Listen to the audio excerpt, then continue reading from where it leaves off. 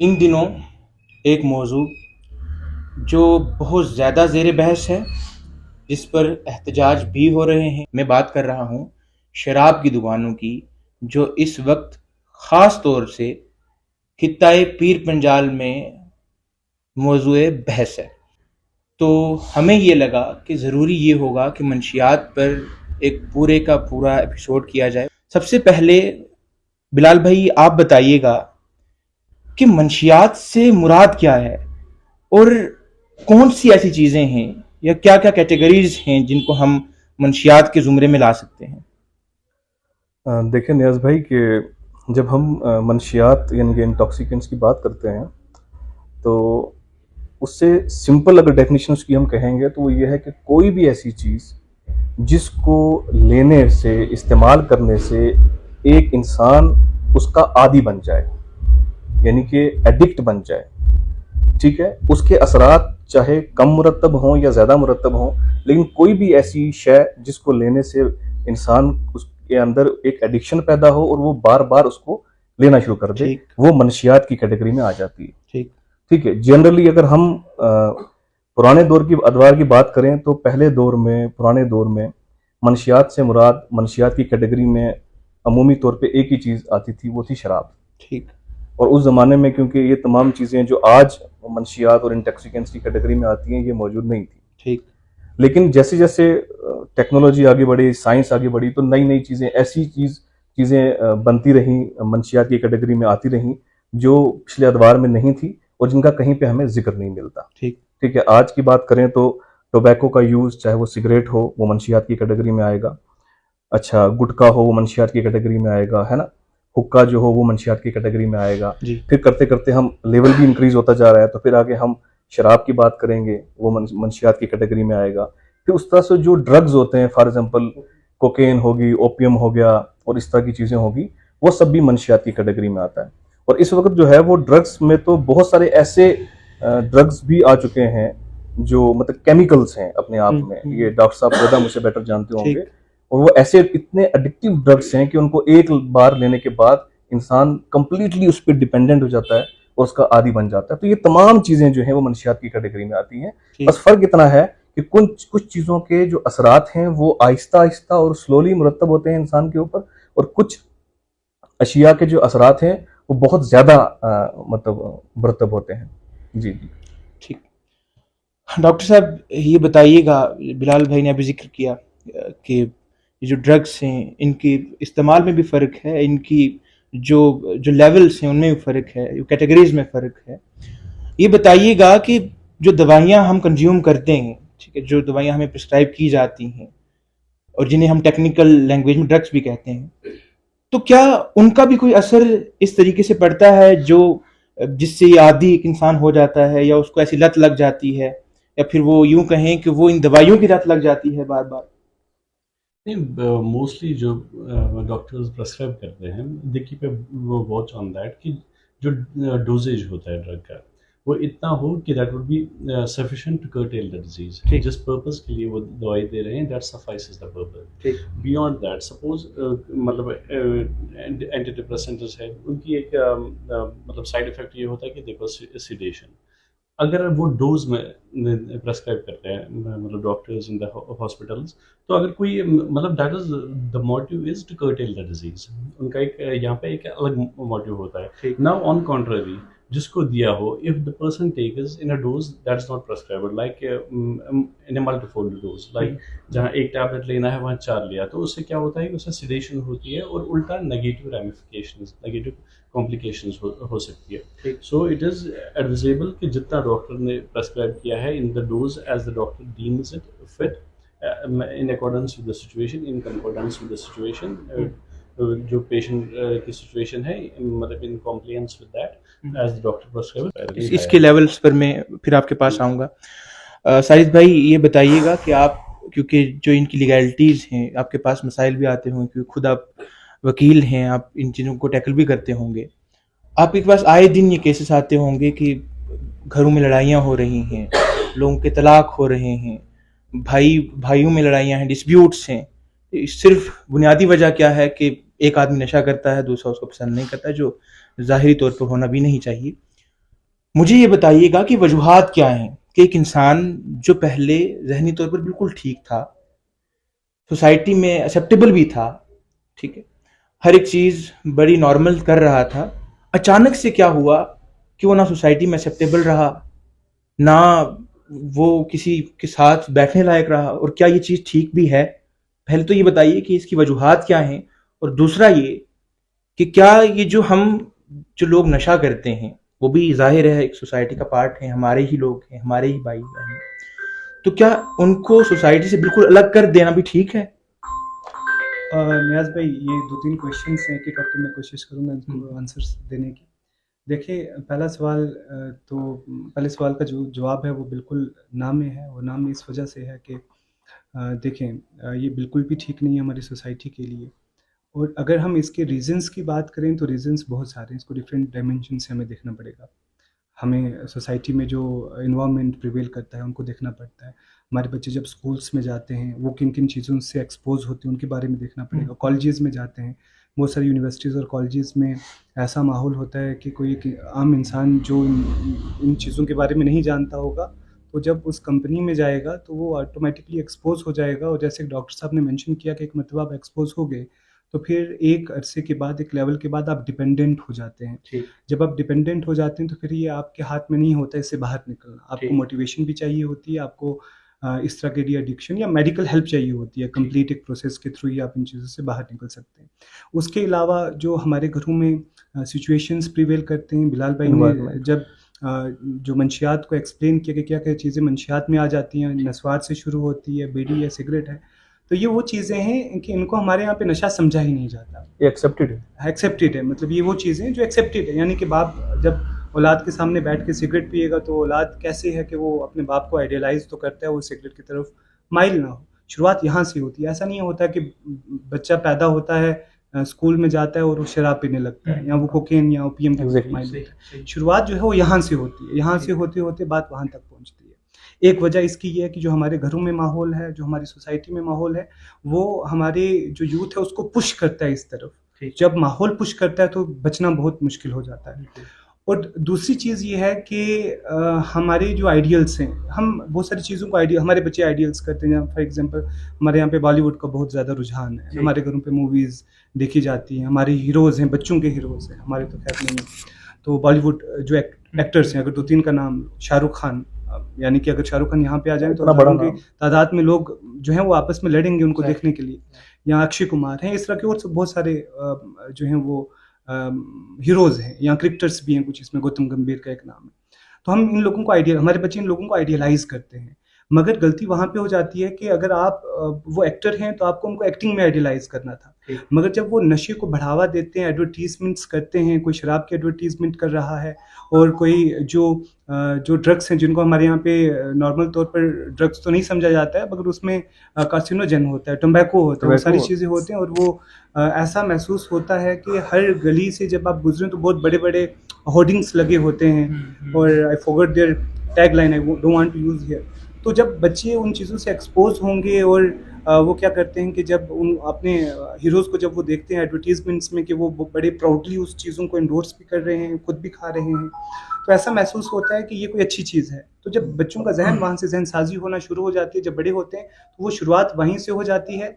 बीमारी होगी नहीं होगी वो एक अलग एक डिबेट है, मगर वहाँ से शुरुआत होती है। शुरुआत होते होते एंड जो है वो बहुत सारे केसेस में डेथ ही होता है। और तीसरा जो क्वेश्चन है आपका, क्या ऐसे लोगों को हमें अलग कर देना चाहिए? नहीं, देखें, आप ये समझें कि माहौल की वजह से या किसी भी रीज़न की वजह से, देखें, कोई भी इंसान जब बुराई की तरफ बढ़ता है तो उसका एक सोशल पर्सपेक्टिव भी रहता है। सोशल पर्सपेक्टिव ये रहता है कि हम एज ए सोसाइटी नाकाम रहे हैं उन बच्चों को इस तरफ जाने से रोकने के लिए। तो फिर हमारी जो रिस्पॉन्सिबिलिटी है वो डबल हो जाती है।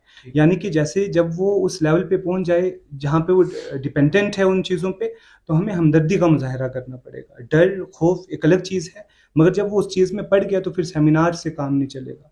फिर आपको सेमिनार्स के साथ साथ डी एडिक्शन सेंटर्स भी कायम करने पड़ेंगे। जैसे कुछ डी एडिक्शन सेंटर्स जम्मू में मौजूद हैं, SMHS में है एक डी एडिक्शन सेंटर, और इसके अलावा मुझे पीर पंजाल में ऐसा कोई डी एडिक्शन सेंटर मौजूद नहीं है। तो अब जो लोग इन चीज़ों में पड़ गए हैं, अब आपको उनके साथ ज़्यादा हमदर्दी के साथ पेश आना है, उनको खुद से अलग नहीं करना। बिलाल भाई, मैं एक चीज साहिद भाई की प्लीज। जो फैमिली का एनवायरनमेंट है उसके ताल्लुक से एक बात कहना चाहता हूँ। हम्म। सबसे पहले एक चीज हमें समझनी होगी कि हम इस वक्त हमारे लिए क्राइसिस बना हुआ है कि भाई शराब का बहुत बड़ा मसला है जी। ड्रग्स का बहुत बड़ा मसला है, ठीक है।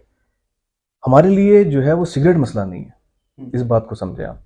हमारे लिए जो हर दुकान के ऊपर सिगरेट बिक रही है, हर दुकान के ऊपर टबैको बिक रहा है, गुटखा बिक रहा है, और वो इस तरह से हमने उन चीज़ों को एक्सेप्ट कर लिया है कि एक बार मेरे पहले भी सेशन हुआ था, मैंने कहा था कि लोगों को लगता ही नहीं है कि ये कोई बुराई है, ठीक। लोगों को लगता ही नहीं है कि ये कोई नशा है, लिखा भी होता है। जबकि उसके ऊपर इतने बड़े बड़े स्टिकर लगे होते हैं कैंसर के। आप डेटा उठा के देखें, स्टैटिस्टिक्स उठा के देखें, सर को ज्यादा पता होगा डॉक्टर साहब को, कि लाखों लोगों को कैंसर होता है due to use of tobacco, ठीक है, जो हैवी यूज करते हैं। माउथ कैंसर होते हैं लोगों को, लंग कैंसर होता है, ठीक है जी। जब एक चीज इस लेवल पे हमने उसको अडॉप्ट कर लिया है, एक्सेप्ट कर लिया है कि कोई तबका हमारी सोसाइटी में बचा नहीं है कि जो उसमें इन्वॉल्व ना हो, ठीक। आप मतलब एजुकेटेड लोग हों, चाहे इलिटरेट लोग हों, चाहे मजदूर तबका हो, चाहे ऑफिसर्स हों, बस सबका जो है ना वो बोलते हैं ना ब्रांड्स मुख्तलिफ है, जो जितना बड़ा है उसका ब्रांड उतना ऊंचा है, ठीक। आप समझ रहे हैं जी। तो छोटा होगा तो मजदूर होगा तो वो गुटखा खाएगा, बीड़ी पिएगा, वो बड़ा होगा तो वो अच्छे लेवल की सिगरेट पिएगा, ठीक है। लेकिन बुराई इसको नहीं माना जा रहा, ठीक है। अब आप सोच रहे होंगे कि भाई हम बात कर रहे हैं शराब की और ड्रग्स की, तो फिर इसकी बात करना क्यों जरूरी है? इसकी बात करना इसलिए जरूरी है, याद रखें, किसी भी सोसाइटी के अंदर बड़ी बुराई तक बंदा हमेशा छोटी बुराई से पहुंचता है, ठीक। यानी कि बड़ी जो बुराई है वहां तक ऐसे नहीं पहुंच जाता इंसान, वहां पे स्टेप बाय स्टेप पहुंचता है इंसान, एकदम से बड़ी बुराई तक नहीं पहुंच जाता इंसान। और जब किसी सोसाइटी में छोटी बुराई को एक्सेप्ट कर लिया जाए, उसको बुराई ना समझा जाए, तो वही छोटी बुराई इंसान को पुश करती है, आहिस्ता आहिस्ता वो बड़ी बुराई तक पहुंच जाता है, ठीक। दूसरी एक बात और मैं कहना चाहूंगा कि जो फैमिली इन्वायरमेंट है ये बहुत बड़ा मसला है, ठीक है। हम एहतियात करते हैं कि छोटे बच्चों के सामने हम ऐसी बातें ना करें कि जिनसे उनके जहन के ऊपर कोई नेगेटिव इम्पैक्ट पड़े, ठीक। हम एहतियात करते हैं कि बच्चों के सामने झगड़ा ना करें, जी। तो फिर हम ये क्यों एहतियात नहीं करते कि हम ड्राइंग रूम में बैठ के बच्चों के सामने सिगरेट पीते हैं? क्या इससे जो है वो उनके ऊपर नेगेटिव इम्पैक्ट नहीं पड़ता? हम इस चीज का एहतियात क्यों नहीं करते? आप कितने घराने ऐसे हैं हमारी सोसाइटी में कि बाप खुद अपने 8 साल के बच्चे को बोलता है कि बेटा जाके बाहर से सिगरेट लेके आओ। सही। मतलब ये चीज मैं कोई ऐसे नहीं बोल रहा हूँ, ये बिल्कुल हमारी सोसाइटी में मौजूद है। ठीक। बड़ा भाई छोटे भाई को भेजता है कि जाके मेरे लिए सिगरेट की डिब्बी लेके आ दुकान से, तो उस बच्चे के जहन में अभी सिगरेट नहीं होती है, ठीक है, और वो इससे इंट्रोड्यूस हो जाता है अपनी एक छोटी सी एज में, जो एज उसकी चॉकलेट्स और टॉफी खाने की एज है, उस एज में वो इंट्रोड्यूस हो जाता है किससे?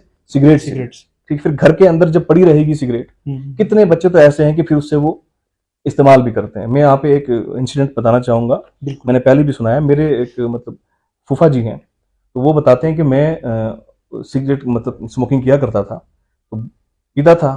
तो मेरा बेटा जब तकरीबन 2.5-3 साल का था, तो मैंने सिगरेट पी के उसका जो बचा हुआ होता ना पार्ट फिल्टर, वो मैंने फेंका, ठीक। मेरा वो छोटा बेटा गया, उसने वो फिल्टर उठाया और मुंह पे लगाया। अब उसको थोड़ी पता है कि ये बच्चे वो सोचते हैं वो खाने की चीज है, तो वो कहते हैं कि जब मैंने वो चीज देखी, वो दिन और आज का दिन मैंने सिगरेट नहीं पी, मैंने सिगरेट छोड़ दी।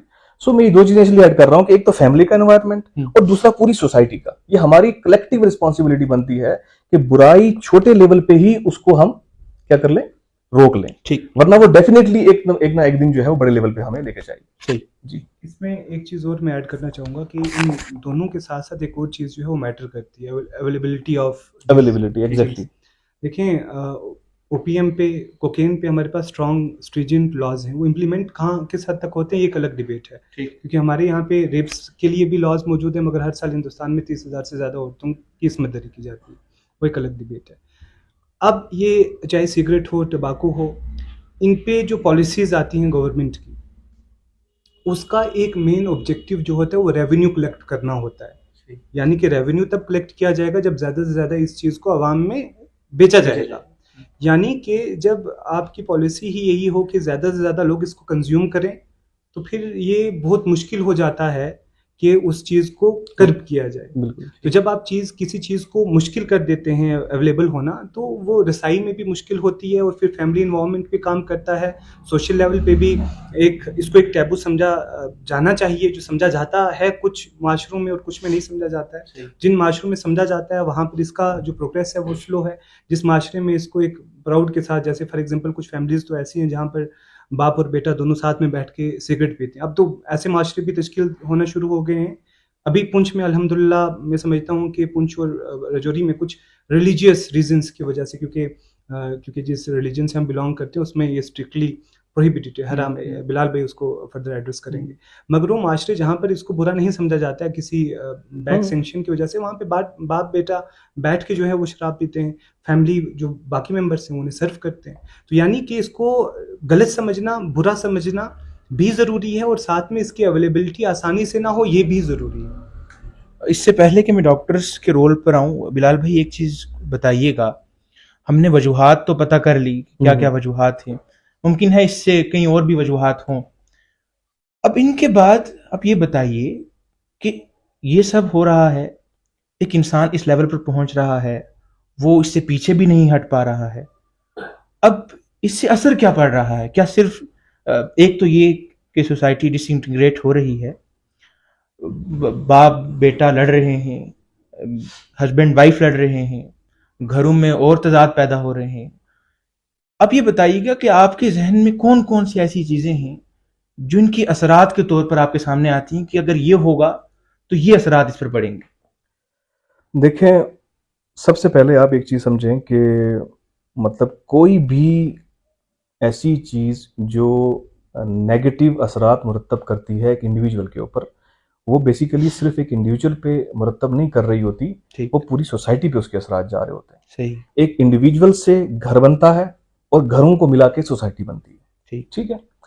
तो हम क्योंकि मुस्लिम हैं, इस्लाम को फॉलो करते हैं, और इस्लाम के अंदर उन तमाम चीज़ों को मना कर दिया गया है कि वो तमाम चीज़ें, वो किसी भी वो मतलब कंज्यूम करने वाली चीज़ें हों या सोसाइटी में कुछ और चीज़ें हों, उनको मना कर दिया गया है, हराम करार दिया गया है ना, मकरूह करार दिया गया है, ताकि जो नेगेटिव असरात मुरतब करते हैं, मनफी असरात जिनके हों, इंडिविजुअल लेवल पे भी, मतलब हम उसमें हम कह सकते हैं कि जिस्मानी लेवल पे भी, रूहानी लेवल के ऊपर भी, उसके बाद समाजी लेवल के ऊपर भी, आप समझ रहे हैं, और फिर नफ्सियाती लेवल के ऊपर। ठीक है। अब जब ये असरात, फॉर एग्जांपल असरात, एक बच्चा जो है वो शराब का एडिक्ट है, ठीक, ये ऑब्वियस ही बात है, इससे कोई डिनाई नहीं करता, कोई भी तबका हो, सबको पता है कि ये जब कंज्यूम करता है इंसान तो नफ्सियाती लेवल पे कितना बड़ा चेंज आता है इंसान को। कहीं सही और गलत का फर्क उसको पता नहीं चलता। यही कॉज बनता है एक हस्बैंड और वाइफ के अंदर झगड़े होने का, यही कॉज बनता है भाई भाई के झगड़े होने का, इवन औलाद और पेरेंट्स के अंदर भी झगड़े होते हैं इस चीज को लेकर। तो जब नफ्सियाती तौर पे बंदा वीक पड़ जाता है, डिसीजन नहीं ले पाता, तो कई, इसमें एक चीज मैं ऐड कर दूं, फिर उसी का सवाल आप उसकी वजाहत भी करिएगा। Being a Islamic scholar, being a Islamic research scholar, आप ये बताइए कि खुदा का वाज़ेह हुक्म है कि आपने नेकियों का हुक्म देना है और बुराइयों से रोकना है। बिल्कुल ठीक। तो अब क्योंकि सोसाइटी की बात हम कर चुके हैं, सोसाइटल एक्सपेक्ट हम देख चुके हैं, उस पर बात कर चुके हैं, as a research scholar of Islam अब क्या समझते हैं कि इस्लाम का नुक्ता नज़र इस पर क्या है? देखें न्याज भाई, इस्लाम का नुक्ता नज़र बिल्कुल वाज़ेह है। ठीक है। जब पर्टिकुलरली हम शराब की बात करते हैं, क्योंकि इस वक्त मुद्दा शराब बना हुआ है, ठीक, तो कुरान पाक ने कैटेगोरिकली शराब को हराम करार दिया। ठीक है ना। सूरा मायदा के अंदर मल्टीपल प्लेसेस पे आयत है, सूरा मायदा के अंदर आयत है, या अय्युहल्लज़ीना आमनू इन्नमल खमरु वल मैसरू वल अंसाबु वल अज़लामु रिजसुन मिन अमली शैतान, कि शैतान के अमल है, रिजस हैं यानी कि इम्प्योर चीजें हैं, और शैतान के अमल हैं कौन? खमर। ठीक है, ठीक नाम आया, मतलब यहाँ पे पर्टिकुलरली शराब को कहा गया। और फज्तनिबुहू यानी कि इससे इज्तनाब करो, लअल्लकुम तुफ्लिहून, ताकि तुम फलाह पा सको। ठीक। अब ये जो फलाह है ना, कि तुम फलाह पा सको, इसका मतलब कामयाबी इन द सेंस तुम कामयाब हो सको फिजिकली अपने आप को सेफ गार्ड करने में, तुम कामयाब हो सको मेंटली अपने आप को सेफ गार्ड करने में, तुम कामयाब हो सको स्पिरिचुअली अपने आप को सेफ गार्ड करने में, और तुम कामयाब हो सको सोशली अपने आप को सेफ गार्ड करने में। ठीक। इतनी बड़ी डायमेंशन है इसकी। तो कुरान शराब के मामले में बिल्कुल कैटेगोरिकली इसको हराम करार देता है। अब अक्सर मैंने लास्ट टाइम भी एक सेशन हुआ था, उसमें भी मैंने कहा था कि जब नशे की बात आती है ना, तो जनरली हम हराम की कैटेगरी में सिर्फ शराब को डालते हैं। ठीक है। और बाकी जितने भी छोटे मोटे नशे हैं उनको, मतलब उलमा में डिस्प्यूट है बाज़ ने सिगरेट वगैरह या तंबाकू नोशी वगैरह को मकरूह तंजीही की कैटेगरी में डाला है, और बाज़ ने जो है मकरूह तहरीमी की कैटेगरी में डाला है, और बाज़ ने हराम भी करार दिया। There is a difference of opinion on this. But सबसे इंपॉर्टेंट चीज़ है कि प्रॉफिट सल्लल्लाहु अलैहि वसल्लम के ज़माने में क्योंकि सिर्फ खमर था, शराब एज अ इंटॉक्सिकेंट यूज़ किया जाता था और कॉमन था, तो रसूलुल्लाह सल्लल्लाहु अलैहि वसल्लम ने वाज़े तौर पर आहिस्ता पहले तो मना फरमाया कि भाई इसको मत पियो, ठीक है ना, आहिस्ता आहिस्ता तलकीन की, क्योंकि एक सोसाइटी जिसमें दस्तरखान पे रख के शराब पी जाती है, उस सोसाइटी में से एकदम से शराब खत्म नहीं की जा सकती, वहाँ स्टेप बाय स्टेप हिकमत के साथ ग्रेजुअली उसको काउंटर किया जाएगा। प्रॉफिट सल्लल्लाहु अलैहि वसल्लम ने हिकमत के सासाथ उसको काउंटर किया। फिर बिजनेस को मना फरमाया कि जो बिजनेस में इन्वॉल्व है शराब के, उसको छोड़ दो। फिर आस्ता आस्ता फिर फाइनली एक हुक्म आ गया कि अब तो कैटेगोरिकली तुमने शराब के साथ कोई ताल्लुक नहीं रखना है। ठीक, इसके बाद हदीस है, और ये हदीस मैं आपको बताता हूँ कि इसके अल्फाज क्या हैं कि आप सल्लल्लाहु अलैहि वसल्लम ने फरमाया, ये सुनन इब्न माजा की हदीस है, हज़रत अब्दुल्लाह इब्न उमर इसके रावी हैं, हदीस नंबर 3390। ठीक, इसमें अल्फाज हैं, आप सल्लल्लाहु अलैहि वसल्लम ने फरमाया कुल्लु मुस्किरिन खमरुन व कुल्लु खमरिन हरामुन। ठीक, दो लफ्ज़ आए, एक मुस्किर के एक खमर के। ठीक, अब मुस्किर जो लफ्ज़ है ना, मुस्किर जो वर्ड है, ये इसकी लुगत के अंदर इसकी तारीफ है नशा आवर चीज़, यानी कि इंटॉक्सिकेंट्स। तो आप सल्लल्लाहु अलैहि वसल्लम ने फरमाया कि हर एक इंटॉक्सिकेंट खमर है। इस बात को समझने की जरूरत है कि रसूलुल्लाह सल्लल्लाहु अलैहि वसल्लम ने फरमाया कि हर एक इंटॉक्सिकेंट शराब से तमसील दे दिया, आप सल्लल्लाहु अलैहि वसल्लम ने उसको मिला दिया और फिर कहा कि शराब हराम है। ठीक है, इसी तरह फिर दूसरी हदीस है, उसके अंदर कुल्लू मुस्किरिन खमरुन व कुल्लू मुस्किरिन हरामुन, कहा कि हर एक मुस्किर जो है वो खमर है और हर एक मुस्किर जो है वो हराम है। इसके बाद एक और अल्फाज आता है, हर्रमल्लाहु खमरा व कुल्लू मुस्किरिन हराम, अल्लाह ने खमर को हराम कर दिया और हर तरह की नशावर चीज हराम। इसी तरह फिर हज़रत अब्दुल्लाह इब्न अब्बास फरमाते हैं, ये सुनन निसाई की हदीस है, फरमाया कि ये खमर जो है, शराब को अल्लाह के रसूल ने जो है वो मना फरमा दिया, हराम करार दे दिया है, भले से वो कम मिकदार में हो या ज्यादा मिकदार में हो। इससे एक और चीज समझ में आई, तो वो लोग जो कहते हैं कि वो छोटे लेवल के जो इंटॉक्सिकेंट्स हैं, जिसको वो जस्टिफाई करते हैं कि नहीं ये तो इतने असरात नहीं करते मुरत्तब हमारे ऊपर जितना शराब करती है या ड्रग्स करते हैं, छोटे लेवल के सिगरेट स्मोकिंग एंड ये, उसको भी स्लो पॉइजन कहा जाता है। और कुरान के अंदर आयत भी है कि ये लोगों अपने हाथों से अपनी हलाकत ना करो जी। यानी कि एक बंदा जानते बूझते हुए, उसको पता है, उसकी डिब्बी पे भी लिखा हुआ है कैंसर हो सकता है, उसके पास लाखों केसेस अवेलेबल है, ठीक है ना, लाखों लोग जो है थ्रू आउट द वर्ल्ड उसमें मर रहे हैं, सब कुछ जानते बूझते हुए वो उसको कंज्यूम कर रहा है, यानी कि वो अपने हाथों से अपनी हलाकत का इंतजाम कर रहा है। ठीक है, और ये चीज इस्लाम में हराम है, आप ऐसा काम नहीं कर सकते। ठीक है, तो इसी तरह फिर ये तो हो गया। फिर हजरत अली बिन अबी तालिब रज़ी अल्लाह अन्हु से रिवायत है कि आप सल्लल्लाहु अलैहि वसल्लम फरमाते हैं कि रसूलुल्लाह सल्लल्लाहु अलैहि वसल्लम ने हर किस्म की जो मुख्तलिफ सब्जियों से, कद्दू से, है ना, और फ्रूट से अलग अलग किस्म की शराब बनती थी, तमाम किस्म की शराब को आप सल्लल्लाहु अलैहि वसल्लम ने जो है वो हराम करार दे दिया।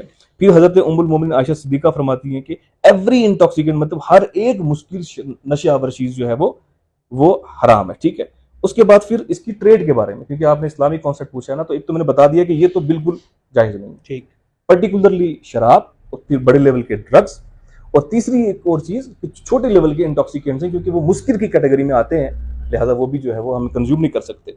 और फिर इसकी ट्रेड के बारे में, ये इंपॉर्टेंट मसला है कि आप सल्लल्लाहु अलैहि वसल्लम ने हदीस में आता है कि जिसने शराब की नीयत से फल उगाए कि इससे शराब बने, और जिसने उन फलों को जो है वो कल्टीवेट किया, जिसने उनको उठा के जो है वो ट्रांसपोर्ट किया, जिसने फिर शराब बनाई, फिर जिसने उसको खरीद की, उसका बिजनेस किया, और फिर जिसने जो लेके गया और जिसने उसको कंज्यूम किया, इन सब के ऊपर अल्लाह ताला की लानत।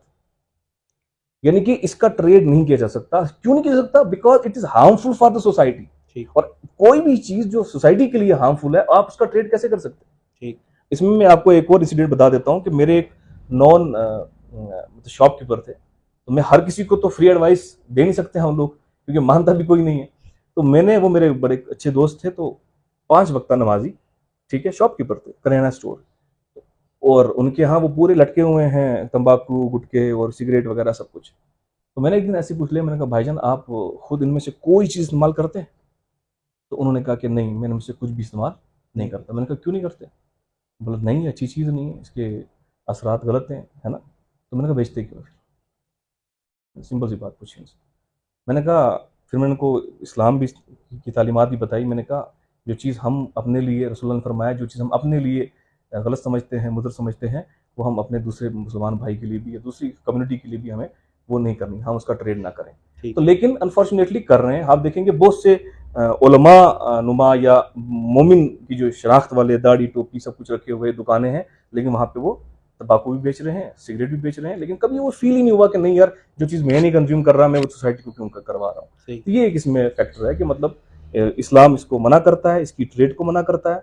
और एक और इम्पोर्टेंट पॉइंट कि ये जो मॉडर्न ड्रग्स हैं सारे, ये जो मॉडर्न ड्रग्स है, अच्छा कुछ चीजें तो ड्रग्स हैं, कुछ चीजें ड्रग्स हैं ही नहीं। जैसे अभी जमूर्द भाई बता रहे थे ना कि इन्होंने वो बच्चे को देखा वो रुमाल के अंदर लेके कुछ फ्लूइड उसको कंज्यूम कर रहा था, कोई जो है पॉलिश को कंज्यूम कर रहा है। अब सवाल ये पैदा होता है, पॉलिश फैक्ट्री ने तो पॉलिश इसलिए बनाई नहीं थी, बिल्कुल, वो तो इसलिए बनाई गई कि आप अपने शू पॉलिश करो। सही। फ्लूइड जो है वो इसलिए बनाया गया है कि उसको कहीं पेपर वर्क पे यूज करो, आप समझ रहे हैं। सोल्यूशन इसलिए बनाया गया है कि भाई वो पंचर की दुकान पे यूज हो या कहीं और काम। अनफॉर्चुनेटली इन चीजों को भी इस्तेमाल किया जा रहा है एज एन इंटॉक्सिकेंट। सवाल ये पैदा होता है कि चलो हम इंटॉक्सिकेंट्स पे तो रोक लगा लेंगे, हल्ला गुल्ला करेंगे, चलो कुछ भी होगा, क्या इन चीजों को भी रोक लगा लेंगे? ये तो सोसाइटी में अवेलेबल है, ये तो हमारी डेली नीड्स की चीजें हैं। तो फिर जब वो अवेलेबल नहीं होगा तो हमारे बच्चे ये चीजें कंज्यूम करेंगे। तो करना क्या है, सबसे इंपॉर्टेंट है कि आपके बच्चे को बचपन से एक ऐसी तरबियत और एक ऐसी उसका माइंडसेट और ऐसी उसकी अपब्रिंगिंग की जाए ताकि वो किसी भी माहौल में, किसी भी हालात में कभी उसके सामने वो चीज है वो उसको कंज्यूम ना करे। ये एक बहुत बड़ा फैक्टर है। इस्लाम इसकी तालीम देता है कि आप इस चीज की तरबियत तो बदलता तौर पे और इससे दूरी इख्तियार करो। सही सही। अब बिल आखिर आप तीनों से ये सवाल है कि आपके मुताबिक, क्योंकि तीनों मुख्तलिफ शोबों से ताल्लुक़ रखते हैं आप लोग, तीनों के मुख्तलिफ तजुर्बात हैं, मुख्तलिफ केसेस को भी देखा है, ऑब्जर्वेशंस हैं, उन सब के बाद आप क्या समझते हैं कि आपके मुताबिक इसका हल क्या है? क्या ये चीज़ किसी तरीके से इस पर रोक थाम लगाई जा सकती है? या देखिए, हमने ये भी देख लिया कि लोग सरापा या एहतजाज भी हैं जी, हमने ये भी देख लिया कि इस्लाम भी इसको बिल्कुल मना करता है, हमने ये भी देख लिया सोसाइटल डिसइंटीग्रेशन भी इससे होती है, हमने हर तरीके के एस्पेक्ट्स को छान लिया। पता यही चला कि शराब हो, कोई और नशा हो, सिगरेट हो, तंबाकू हो, या उसके अलावा जितने भी नशे हैं आम हैं, या जो नशे नहीं हैं जिनको नशे के तौर पर इस्तेमाल किया जा रहा है, वो भी खराब है और सोसाइटी को खराब कर रहे हैं। अब ये बताइए कि ये सब चीजें तो हमें पता चल गई, लोगों को ये भी समझ आ गई कि ये सब चीजें खराब है, इसका हल क्या है? क्या ये रोक लग सकती है? अगर लग सकती है तो कैसे? देखिए, अगेन इन चीज़ों को रोकने के लिए आपको डिफरेंट पर्सपेक्टिव से चीज़ों को देखना पड़ेगा। काफ़ी सारी चीज़ें हैं, डॉक्टर साहब ने भी बताया, बिलाल भाई भी इस पे ऑलरेडी बात कर चुके हैं। फैमिली का क्या रोल रहेगा, सोसाइटी का क्या रोल रहेगा, जो आपकी कंपनी है वो कैसे चूज़ करती हैं। अगर आप ऐसी कंपनी में पड़ जाएंगे जो नशा करते हैं तो देयर हाई चांसेस कि आप भी उसमें मुलविस हो जाएंगे। नहीं होंगे तब भी किसी ना किसी तरीके से इम्पैक्ट करेगा। कोई सिगरेट पी रहा है तो आप ऐसे स्मोकर बन जाएंगे, वगैरह वगैरह, ठीक है। इसके अलावा कुछ और लोग ऐसे हैं या कुछ और सोसाइटी के हिस्से ऐसे हैं जिनको रोल प्ले करना पड़ेगा। रिलीजियस स्कॉलर्स की बात कर चुके हैं, उन्होंने अपना रोल प्ले करना है। मसाजिद को सिर्फ जिस नज़रिए से हम देखते हैं वही नहीं है, कम्युनिटी सेंटर्स होने चाहिए। कुछ मसाजिद ऐसी हैं साउथ इंडिया में जहाँ मस्जिदों के साथ साथ डी एडिक्शन सेंटर्स भी हैं, डी एडिक्शन पोर्नोग्राफी सेंटर्स भी। हमारे यहाँ पे तो पोर्नोग्राफी को भी एक टैबू समझा जाता है। वो अलग बात है कि हमारी एक बड़ी तादाद यूथ की इसमें फिर कभी बात करेंगे, एक अलग डिबेट है, ठीक। उसके अलावा कोई भी ऐसी बुराई नहीं है जिसको स्टेट चाहे तो नहीं रोक सकती, कोई भी ऐसी बुराई नहीं है। यानी कि पॉसिबल नहीं है कि स्टेट को किसी चीज़ की इन्फॉर्मेशन हो, वो उसे रोकना चाहे और उसके बावजूद उस चीज़ का कारोबार हो सके, ये पॉसिबल नहीं है। दूसरी चीज़ ये कि एक वो चीज़ें हैं जिस पर ऑलरेडी हमारे पास स्ट्रिंजेंट लॉज हैं, NDPS है या J&K एक्साइज एक्ट है, वो सारी चीज़ें हैं जो वो भी रोकती हैं, लॉज रोकते हैं। मगर सिर्फ लॉज बना देने से काम नहीं होता है, लॉ इन्फोर्समेंट एजेंसीज़ को अपना रोल प्ले करना पड़ता है। ऐसा नहीं होगा कि लॉ इन्फोर्समेंट एजेंसीज जो हैं वो कॉलेजेस और स्कूल्स में सेमिनार्स कंडक्ट कर रही हैं और यहाँ पे ट्रेड हो रही है इलीगल चीज़ों की, ये पॉसिबल नहीं है। यानी कि सेमिनार्स भी होगा और आपको अपनी जो ड्यूटी है वो ऑन ग्राउंड चीज़ें हैंड इन हैंड पैरेलल चलेगी। तीसरी चीज़ ये कि चलिए, ये वो चीज़ें जो कम्प्लीटली इलीगल हैं उस पर तो काम होगा ही होगा। वो चीज़ें जो उन माशरों में जिसको गलत नहीं समझा जाता है, उन उन रिलीजियस सर्कल्स में, या जो लोग वहाँ पे रहते हैं, मेजोरिटी वहाँ पे रहती है, वहाँ की तो समझ में आती है। एक society with more than 80% of population demand कर रही है, या जिस इलाके में बन रही है विद 99% ऑफ मुस्लिम मेजोरिटी, वो ये कह रही है कि यहाँ पे शराब की दुकानें ना बनाएं। आप क्यों इम्पोज करना चाहते हैं? अगर एक सोसाइटी या एक मोहल्ला ही सही वो इस बुराई से, इस लानत से बचना चाहता है, आप क्यों चाहते हैं कि वहाँ पे दुकान खोल कर के 6-6 साल के बच्चों को जो है वो एक्सपोज करवाया जाए? अभी तो ये भी सुनने में आ रहा है कि कुछ इलाकों के डिपार्टमेंटल स्टोर्स में भी बियर्स रखी जाएंगी, या बाकी जो इस तरह की चीज़ें हैं वो नुमाया की जाएगी, अवेलेबल होंगी सेलिंग के लिए। तो जब आप इन चीज़ों को एक्सपोज करेंगे तो बच्चे इन्वॉल्व होंगे ऑटोमेटिकली। जब चीज़ें आसानी से मुहैया करवाई जाएंगी तो इन्वॉल्व होंगी। तो जो स्टेट है उसको अपना रोल प्ले करना पड़ेगा, सिविल सोसाइटी को अपना रोल प्ले करना पड़ेगा, रिलीजियस सर्कल्स को अपना रोल प्ले करना पड़ेगा। और आखिरी और सबसे इम्पॉर्टेंट बात कि जो बच्चा जिस माहौल में परवरिश पाता है उसमें माँ और बाप का सबसे अहम रोल है। अगर बच्चा क्रिमिनल बन रहा है तो भी माँ बाप को कसूर माँ बाप की तरफ जाएगा। अगर बच्चा जो है वो बहुत अच्छा इंसान बन रहा है तब भी क्रेडिट माँ बाप को जाएगा। ये माँ बाप है, उनको तय करना है कि उनको अपना बेटा शराबी क्रिमिनल बनाना है या फिर उसे सही रास्ते पे लगाना है। तो ये जब सारी चीज़ें हैंड टू हैंड चलेंगी तो मुझे लगता है कि चीज़ें कुछ हद तक तब्दीली आएगी। कितने साल लगेंगे मुझे इस बारे में? सर आपकी बात से समझ ये आ रही है कि एक तरफ हम नशा मुक्त भारत की बातें करते रहें, एक तरफ हम नशा मुक्त प्रोग्राम चलाते रहें, और दूसरी तरफ शराब की दुकानें खुलती रहें और तंबाकू बिकता रहे, तो वो चीज़ें कभी भी काम नहीं आएंगी। सर जुनैद भाई, आप ये मुझे बताइएगा कि ये तो हमने देख लिया कि पेरेंटिंग का कितना बड़ा रोल है। मेडिकली हम इस चीज़ को कहाँ तक लेके जा सकते हैं? डी एडिक्शन सेंटर पर हम शुरू से बात कर रहे हैं। अब ये बताइएगा कि आपके नज़दीक डी एडिक्शन सेंटर्स का क्या रोल है? उसमें किस तरीके की चीज़ें अभी मौजूद हैं पीर पंजाल में आपके मुताबिक? क्योंकि आप मुख्तलिफ जगहों पर गए भी होंगे, आपके मुताबिक अगर कोई डी एडिक्शन सेंटर है तो क्या वो बिल्कुल मिनोन अच्छी तरीके से काम कर रहा है या नहीं कर रहा है? अगर नहीं कर रहा है तो इसमें किस किस चीज़ों की और ज़रूरत है? ये उसको मतलब फेजेस में डिवाइड करेंगे। ठीक। पहला फेज है इंडिविजुअल रिस्पॉन्सिबिलिटी। इसमें मुझे अहमद फराज का एक शेर याद आ रहा है कि शिकवई जुल्मत शब से तो कहीं बेहतर है तुम अपने हिस्से की शम्मा जलाई जाए। तो every person has to be accountable at a certain level, क्योंकि जो फ़र्द कायम रब्त मिलत से तन्हा कुछ नहीं, मौज है दरिया में और बीरून दरिया कुछ नहीं। Means when these individuals they assemble तो कम्युनिटी उसका बन जाता है, वही कम्युनिटी या सोसाइटी बन जाती है। So in a society, in a hamlet, every individual has to be accountable and has to play his or her role optimally. तो इसमें मतलब एक डॉक्टर का भी रोल बनता है, एक टीचर का भी बनता है, एक लॉयर का भी, जो रिलीजियस स्कॉलर्स है उनका भी। Means each and every person मतलब varying in degree, but they have a role and they have to shoulder that responsibility, ताकि क्योंकि we are leaving a legacy for the next progeny to come, तो उनका कर्ज है हम पर। तो अगर मतलब हर कोई मतलब डॉक्टर की जितनी रिस्पॉन्सिबिलिटी है वो सफाइस करे, बाकी रिलीजियस स्कॉलर्स की जितनी है, बाकी जो डिफरेंट प्रोफेशंस की है, तो ये एक तरीका है, ये प्रिवेंटिव मेजर्स है। तो फैमिली का भी रोल है कि मतलब they have to at times मतलब these visit the cloud is off and start casting aspersions on their own kids, which मतलब ये हो सकता है कि out of affection, out of their affability towards their kid, they may at times deny it vehemently, but कभी-कभी they have to keep a vigil and have to accept it. If at times it is there, they have to accept it, yes है, तो उसके बाद remedy क्या है। ये हुआ family का भी, उनको भी नज़र रखनी है, और अगर उनको लगे कि ये लत लग चुकी है तो they have to go to the proper resources जहाँ पे इसका रिड्रेसल हो सकता है। फिर एक कम्युनिटी, एक हैमलेट का भी, क्योंकि अगर एक उसमें ख़राब हो जाता है बंदा, there is always a propensity कि इट स्प्रेड्स लाइक बॉनफायर, एक चेन रिएक्शन सा बन जाता है। अगर एक के घर में है, कल को ये दूसरा मतलब it will transmit somebody else, and with the passage of the time maybe it engulfs the whole hamlet in this menace.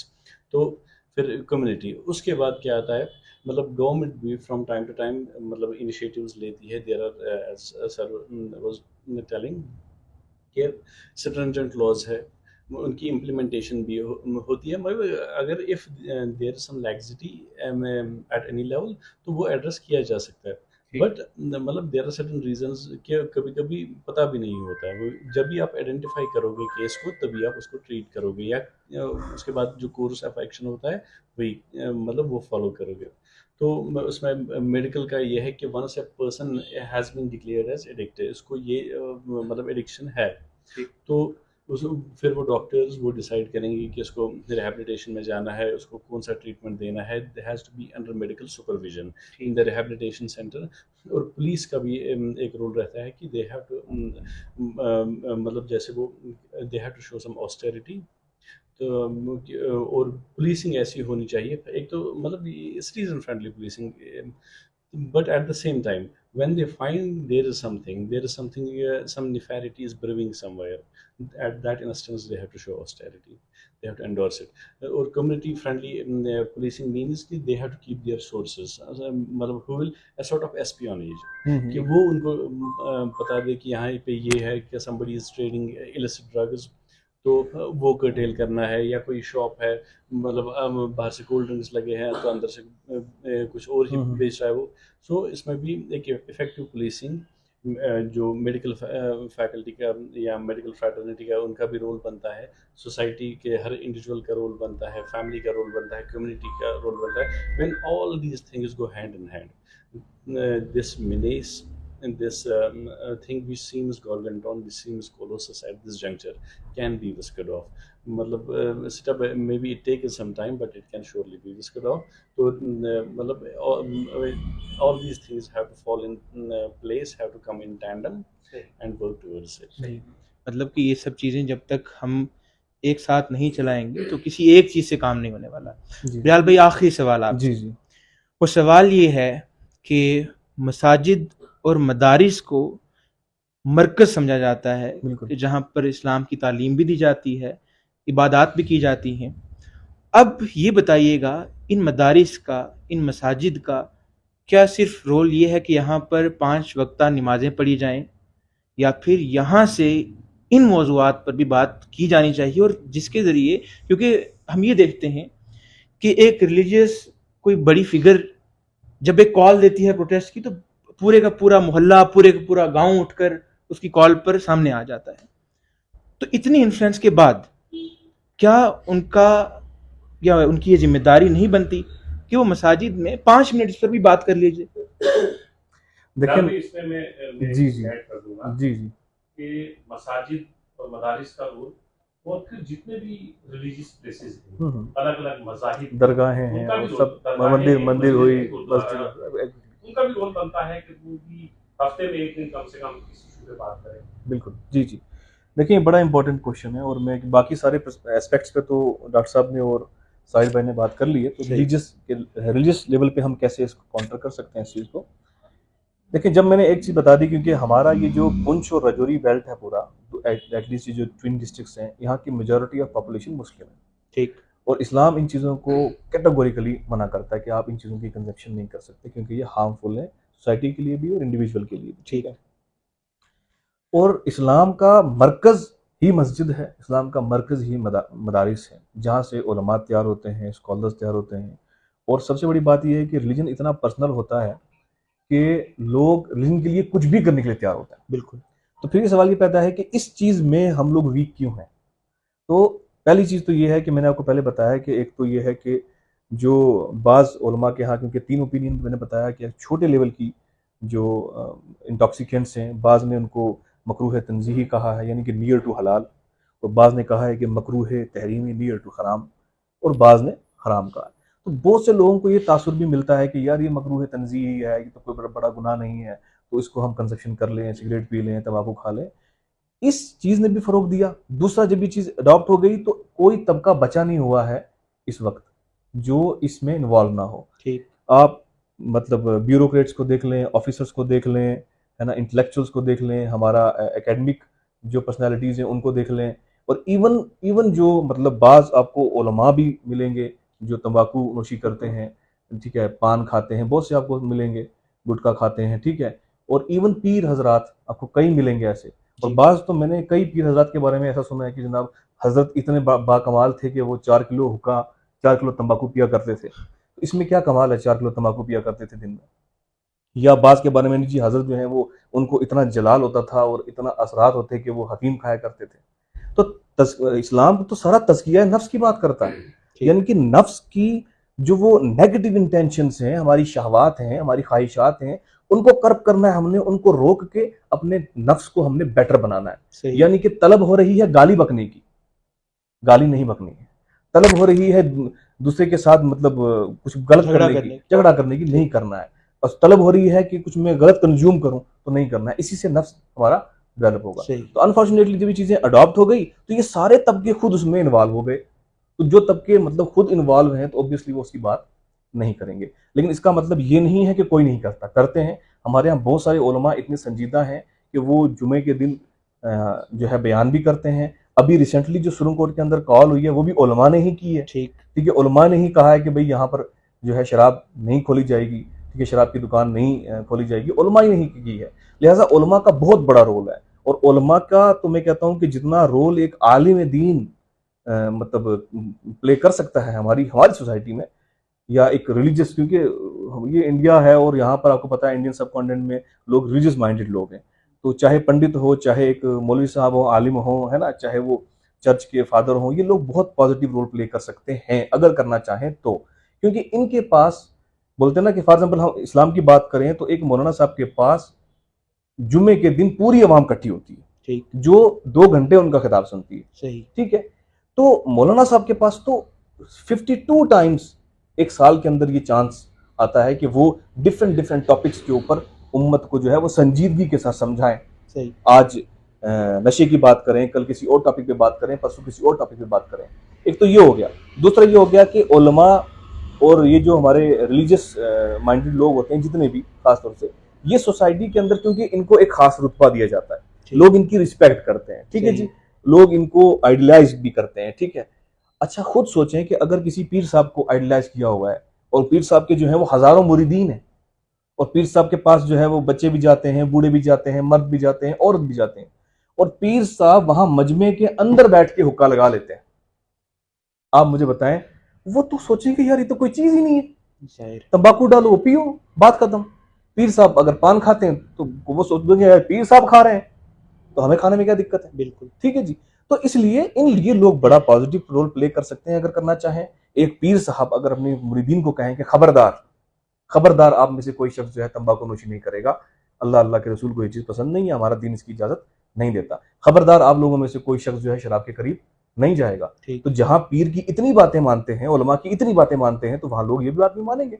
लेकिन इसके ऊपर हमें जोर देना पड़ेगा, ऐसे फॉर्मेलिटी से नहीं काम चलेगा, आपको जोर देना पड़ेगा। एक आलिम को पता चला, अच्छा हमारी मसाजिद की कमेटीज होती हैं, हर मस्जिद की कमेटी होती है, और मैं पर्सनली जानता हूं कि बहुत सारी कमेटी मेंबर्स ऐसे होते हैं जो सिगरेट स्मोकर्स होते हैं, ठीक है। तो एक आलिम की ड्यूटी होती है कि मेरी मस्जिद की कमेटी के अंदर भी जो बंदा है वो चैन स्मोकर है सिगरेट का, और उसको 10 साल हो गए मेरी मस्जिद की कमेटी के अंदर, तो मैं 10 साल में क्यों नहीं उसको सिगरेट छुड़वा पाया।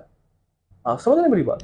तो इसलिए ये हमारे उलमा हो, खतीब हो, हमारे पीर हजरात हो, या पंडित जी हो मंदिर के, या चर्च में कोई हो, या कोई गुरु हो, ठीक है, गुरुद्वारे में लोग हों, इन सब की ये कलेक्टिव रिस्पॉन्सिबिलिटी बनती है, क्योंकि इनके पास मजमा बहुत आता है। और ये कहीं भी देखिए तो पॉइंट आउट कर दें कि बेटा दिस इज रॉन्ग, क्योंकि ये चीज अच्छी नहीं है, धर्म भी इसकी इजाजत नहीं देता, सोसाइटी पे भी इसके बैड इंपैक्ट पड़ते हैं, लिहाजा आप इसको छोड़ दें।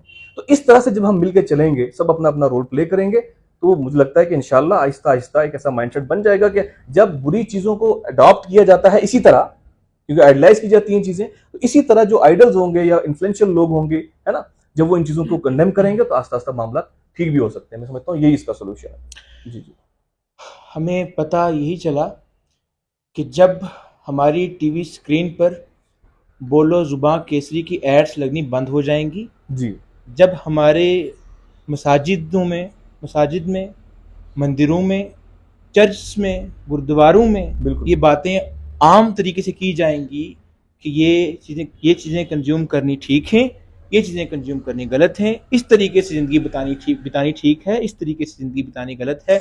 जब हमारे सोशल मीडिया पर हमारे आइडल्स कबीर सिंह की जगह कोई अच्छे इंटेलेक्चुअल लोग होंगे तो ये चीज़ें बिल्कुल ठीक हो जाएंगी। आप सब की यहाँ प्रेजेंस का बहुत बहुत शुक्रिया, आपने वक्त दिया।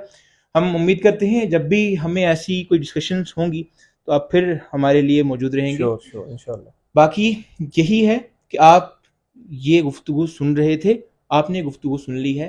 अब हम उम्मीद करते हैं कि इतने एहतजाज होने के बाद, इतनी डिस्कशंस होने के बाद गवर्नमेंट कम अज़ कम इन शराब की दुकानों को बंद करने का कोई ना कोई फैसला ज़रूर लेगी।